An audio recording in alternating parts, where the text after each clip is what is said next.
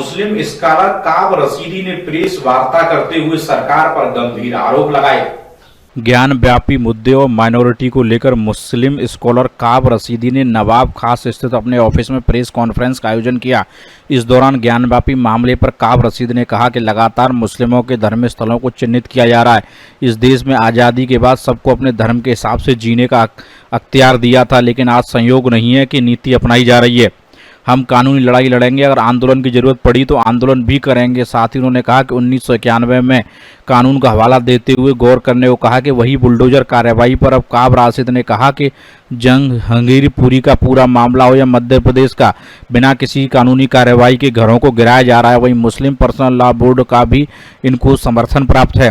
इकबाल अहमद, लखनऊ, समाचार 24। पाकिस्तान की बात करते हैं। इंडिया टुडे का एक प्रोग्राम था, उसमें परवेज़ मुशर्रफ साहब आए हुए थे जो नवाज शरीफ की गवर्नमेंट को गिरा करके, बगावत करके वहाँ के राष्ट्रपति थे और वो फौज के भी जनरल थे। तो उनसे उस वक्त भी महमूद मदनी साहब ने एक बड़ी मीटिंग में ये बात कही थी कि आप मुसलमानों की प्रॉब्लम्स इंडिया में जो है उसकी चिंता मत करिए, आप अपने देश को देखिए, हम अपनी प्रॉब्लम सॉल्व करने में भारत के अंदर सक्षम हैं।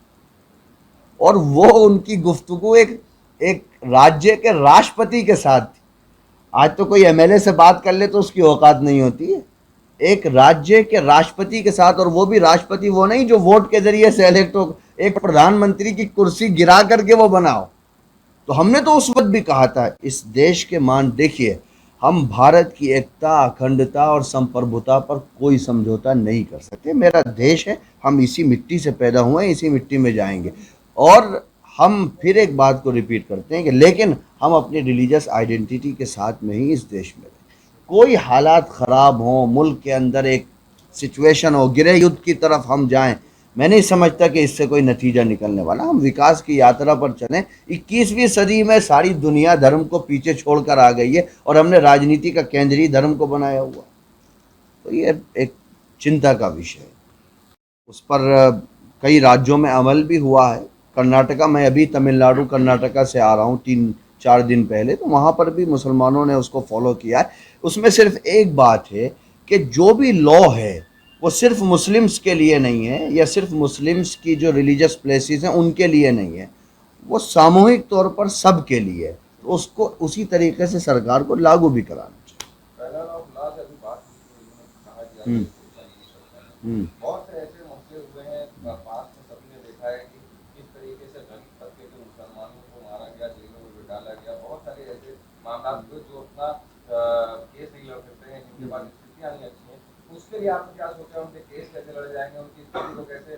बहुत से लोग बहुत सारे मामले, ये जो हमारे साथ एक मिनट ये जो हमारे साथ बैठे हुए हैं, ये सारे लोग वो हैं जो इस काम को मजबूती के साथ करते हैं।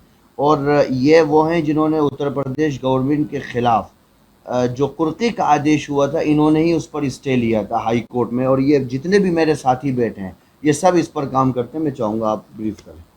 सबसे पहले जो चीज़ें आप लोग यहाँ आए, जैसे हमारे मित्र साद सिद्दीकी साहब ने बताया कि देश के अंदर एक कॉन्स्टिट्यूशनल क्राइसिस का दौर है। भारत एक लोकतांत्रिक मूल्यों पर चलने वाला राज्य है।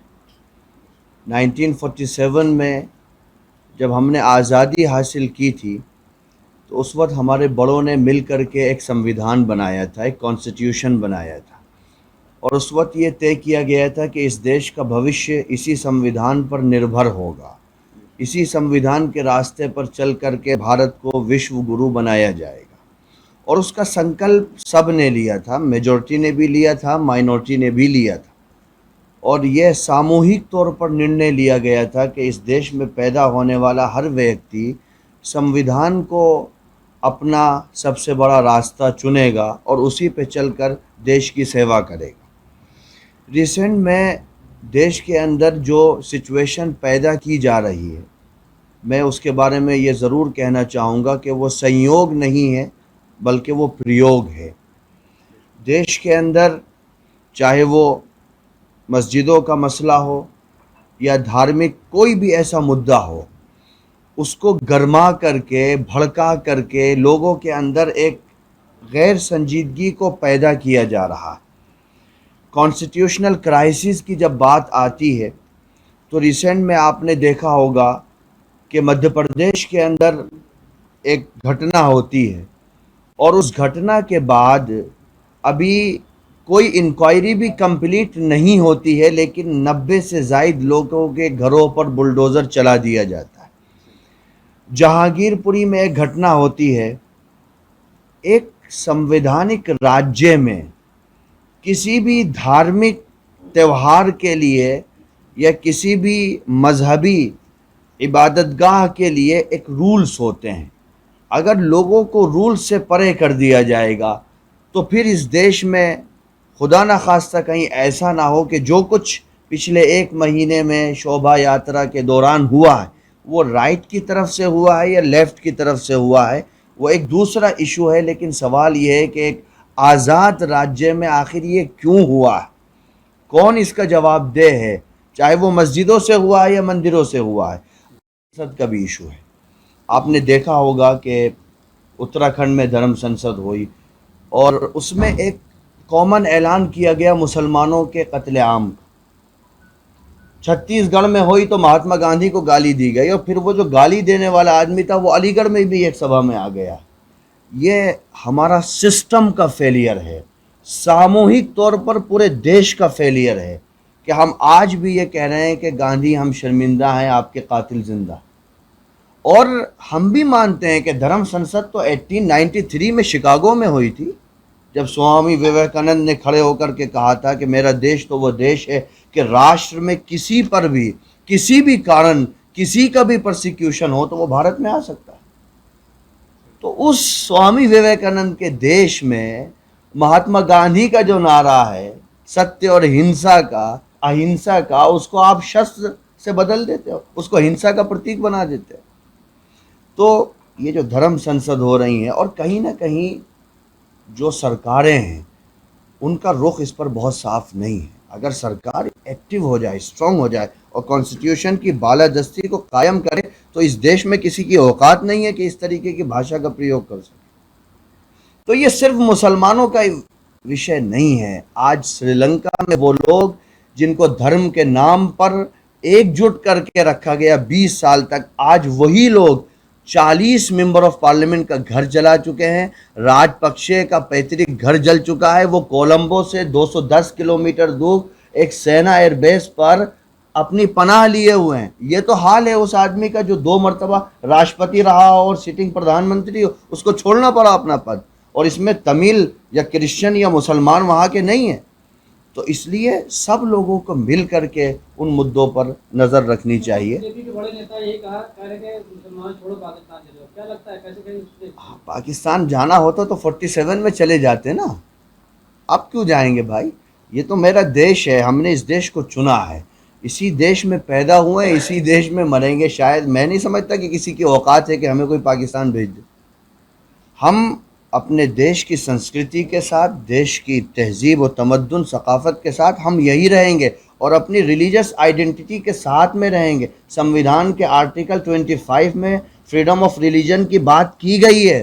कोई मुझसे मेरी मस्जिदों को, अजानों को, टोपी को, दाढ़ी को, कुर्ते को या मेरी मजहबी शनाख्त को नहीं छीन सकता इस देश के अंदर। और अगर कोई इसकी सोच रखता है तो मैं समझता हूँ कि उसका पागलपन और बेवकूफ़ी है, इसका कोई नतीजा निकलने वाला नहीं।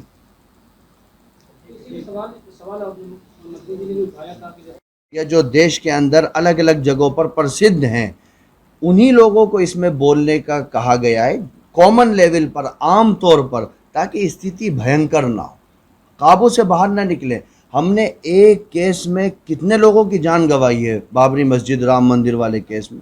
क्या देश को दोबारा उस हालात की तरफ धकेलने की कोशिश की जा रही है?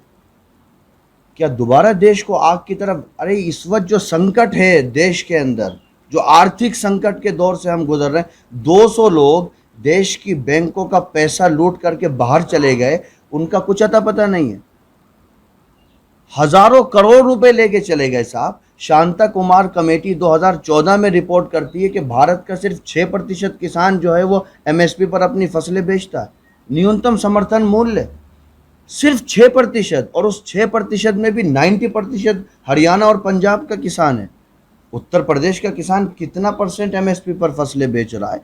ये जो बेसिक चीज़ें हैं, अगर इन पर हम फोकस नहीं करेंगे और उन्हीं चीज़ों की तरफ जाएंगे तो शायद हम एक सफलता की ओर बहुत दूर हो जाएंगे, हमें सफलता नहीं मिल देखिए, पाएगी। एक बड़ा सवाल ये है कि अपने वहाँ अरे मुस्लिम का लीडर आपने कहा जनता के बीच हम आएंगे, प्रदर्शन करेंगे, बहुत सारी चीज़ें, लेकिन ज़्यादातर जो उलेमा हैं वो कमरे में बैठकर जिस तरीके से पीछीज कर देते हैं और अभी तक रोडों पे या जनता के बीच में नहीं आए हैं, किस मुस्लिम लीडर को फॉलो करें मुस्लिम, किस जो है मौलाना को फॉलो करें मुस्लिम, कहाँ जाएगा मुसलमान जब आप ही मतलब जो मौलाना है, जो लीडर हैं वो खामोश बैठे हैं, तो फॉलो किसको किया जाए? देखिए, एक सवाल इसी में हम हाँ, बोल दे रहे हैं। बिल्कुल। मुस्लिम लीडर कुछ ऐसे जिनका बयान आया है कि बाबरी मस्जिद को दे दिया है, लेकिन अब और भी मस्जिद 5 फीट भी लेंगे, तो क्या इस तरीके से बयान राजनीति चलने का देना चाहिए? इस पे क्या कहेंगे? आपका दोनों का सिमिलर क्वेश्चन है।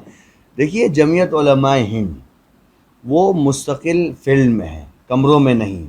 चाहे आपका जहांगीरपुरी का मसला हो, मध्य प्रदेश का मसला हो, गुजरात का मसला हो, उत्तराखंड का मसला हो, उन तमाम मसलों पर जमीयत उलमाए हिंद के जो राष्ट्रीय नेता हैं, चाहे वो मौलाना अरशद मदनी हो या मौलाना महमूद मदनी साहब हो, उन दोनों ने तमाम चीज़ों पर हर स्तर पर मुसलमानों की जो प्रॉब्लम्स है उनको सॉल्व करने का एक पर्याप्त कोशिश की। तो ऐसा नहीं है कि मुस्लिम कम्युनिटी भी बहुत बड़ी है, तो उसमें भी हर तरह के लोग अच्छे भी लोग हैं। अब आपने जो कहा था कि सॉरी मैं भूल गया, आपका क्या क्वेश्चन था? नहीं, कई ऐसे बयान आ रहे हैं ना कि बाबरी मस्जिद को दे दिया है। ठीक है, राइट है, कोई भी कह सकता है, अब उन पर मैं क्यों टिप्पणी करूँ? पर्सनल वोट की बात चल रही है, तो मैं एक बात कहना चाहूँगा माजूरत के साथ। जमीयत उलमाए हिंद की बात चल रही है। अभी मुस्लिम अच्छा, पर्सनल वोट का हाँ। आपने जवाब दिया, मुस्लिम पर्सनल वोट बाबरी मस्जिद को जीत नहीं पाई कोर्ट के अंदर, हम्म। बड़ी तरह हार गई। तो आप भी जान रहे हैं कि कोर्ट का फैसला है, ये भी आप सबको मालूम है। हाँ, तो आप ये बताइए, अगर ज्ञान वापी पे भी यही फैसला आ जाता है, तब आपकी स्थिति और क्या हो सकती है, क्या करेंगे आप? अब आता है नहीं आता है, फ्यूचर के बारे में तो मैं कुछ नहीं कह सकता। जाहिर सी बात, जब जैसे आए, देखिए, ये एक बात तो आप हाँ। समझिए, मैं बड़ी स्पष्ट कह दूं, हालांकि इस टाइम मैं पक्षात को भी समझिएगा हम्म। कि ये न्याय तो था नहीं, ये फैसला था। फैसला और था। अगर यही फैसला ज्ञान वापी पे आ गया, उन हालात में आप कैसे लड़ेंगे? अभी हम उसके बारे में टिप्पणी नहीं कर सकते, क्योंकि नहीं आया है, आएगा तो देखा जाएगा। दूसरी चीज एक और चीज थी कि मछुआरा